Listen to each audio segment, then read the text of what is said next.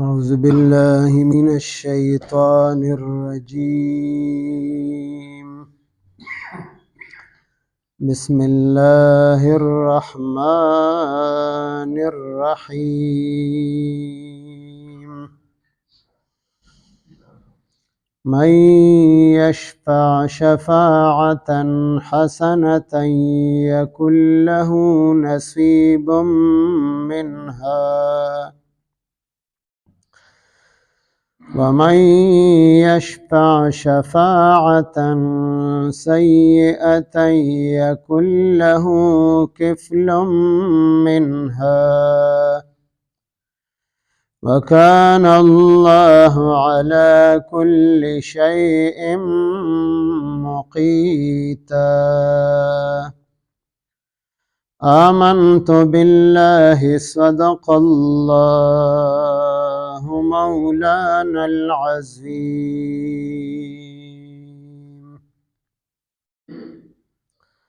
سورة نساء پنځمه سپاره آیت نمبر 85.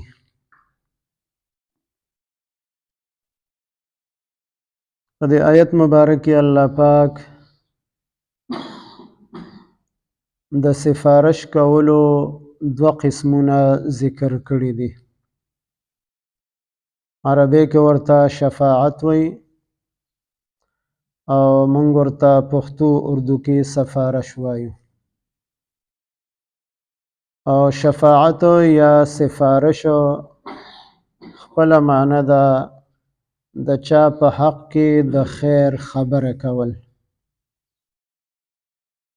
موږ د چا سفارش کوو زموږ نیت دا وي چې دته دې څه فایده ورسیږي.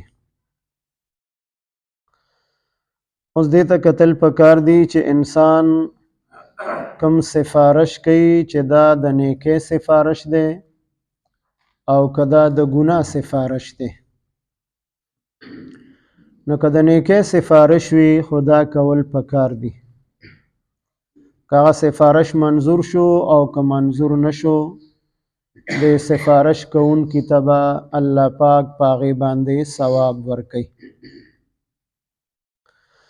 او کم چې د ګناه د کار سفارش دی نو په هغې کې به دغه سفارش کوونکی هم ګناهګار وي.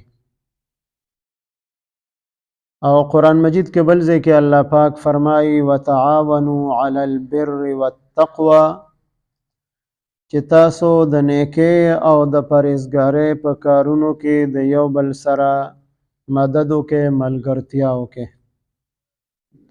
ولا تعاونوا علی الاثم والعدوان او د ظلم او د زیاتی او د ګناه په کارونو کې د یو بل سره تعاون، ملګرتیا او مدد مکوئ. نو هغه آیت مبارک نه معلومیږي چې په یو نیک کار کې سفارش کول دا جایز دی، د ثواب کار دی. او د ګناه په کار کې، په ناجایز کار کې سفارش کول دا ګناه ده. او شفاعت د رسول الله صلی الله علیه وسلم به د قیامت په ورځ باندې د ګناهګارو امتیانو په حق کې وي. هغه د عالم آخرت خبره ده. بعضې خلق د یو مجرم سفارش کوي او د سزا نه بچ کوي، نو ځان له دلیل دا خبره ګرځوي چې نبی علیه السلام به قیامت کې د ګناهګارو او د مجرمانو خلقو سفارش کوي. نو هغه د عالم آخرت خبره ده. او د دنیا دپاره الله پاک قانون مقرر کړی دی، اصول مقرر کړي دي چې تاسو په نیک کار کې سفارش کوئ او د ګناه په کار کې د چا سفارش مه کوئ، ځکه چې دې کې به ورسره تاسو هم ګناهګار یې. مثال علماو داسې ذکر کړی دی چې د یو کس د نوکرۍ خبره ده او دی د هغه منصب او عهدې دپاره اهل دی، دی په میرټ باندې برابر دی، د ده نه بل زیات اهل څوک نشته دی، دی په اول نمبر باندې دی. او هغه عهدې چلولو طریقه هم دله ورځي، عهده سنبالول هم شي، ذمه دارۍ هم سرته رسولی شي، یعنې اهلیت پکې شته دی. نو که داسې کس څوک سفارش وکړي نو دا جایز دی، دا د ثواب کار دی. اوس چې یو سړي ته پته ده چې دا د دې دپاره اهل نه دی، د ده نه زیات اهل کسان شته دی، او دی وایي چې نه همدا کس به اخلي ځکه دا زما د پارټۍ کس دی، دا زما رشته دار دی، دا زما دوست دی، دا زما ملګری دی، زما تعلقدار دی، اهل کس پرېږدي او نا اهل ته عهده ورکوي، نو دا د ګناه سفارش دی. په دې کې دغه سفارش کوونکی باقاعده حصه دار دی، ګناهګار دی. نو په نیک کار کې شفاعت او سفارش کول دا د ثواب کار دی، او د ګناه په کار کې هغه ګناه ده. نو د دغې دواړو قسمه سفارش ذکر دی آیت مبارک کې کړی دی، او د دواړو د ثواب او د عذاب د دواړو ورسره ذکر کړی دی چې کم کې ثواب دی او کم کې سزا او عذاب دی. من یشفع څوک چې سفارش وکړي، شفاعتن داسې سفارش، حسنتن چې هغه ښه سفارش وي او د نیکۍ وي، د یو نیک کار سفارش وي، د یو اهل کس سفارش کول وي. یکن له یکن نو وي به دا سفارشو له د دې سفارش کوونکي دپاره نصیب منها، نصیب اجر او ثواب، منها د هغې نه. دا د کوم چا دپاره سفارش وکړو او جایز سفارش دی، دغه کس اهل دی د هغې منصب او عهدې دپاره، دا کار جایز دی، په جایز کار کې سفارش کړی دی، نو د سفارش کوونکي ته به په دې کې پوره حصه د اجر او د ثواب میلاویږي. اوس چې کوم ناجایز سفارش دی نو هغه جدا ذکر کوي. ومن یشفع او څوک چې سفارش وکړي، شفاعتن داسې سفارش، سیئتن چې ناجایز وي، د ګناه سفارش وي، هغه کس د هغې منصب او عهدې دپاره اهل نه دی، کم کار کې سفارش کوي هغه دته معلومه ده چې جایز نه دی، ناجایز دی، او دی بیا هم د هغه سره ولاړ دی، د هغه ملګرتیا کوي، شفاعت او سفارش کوي هغه دپاره. یکن له نو وي به د ده دپاره کفلن ګناه، منها د دغې سفارش کولو، چا کوم سفارش یې کړی دی نو د هغې ګناه کې به دی برابر شریک وي، ځکه د ده په سفارش باندې د هغه ناجایز کار وشو، یا یو نااهله کس ته یو عهده میلاو شوه، او چې کوم اهل کسانو حقدارانو د هغې حق تلفي وشوله، هغې پاتې شو، هغې ته عهده او منصب میلاو نه شو، نو په دې باندې دی ګناهګار دی.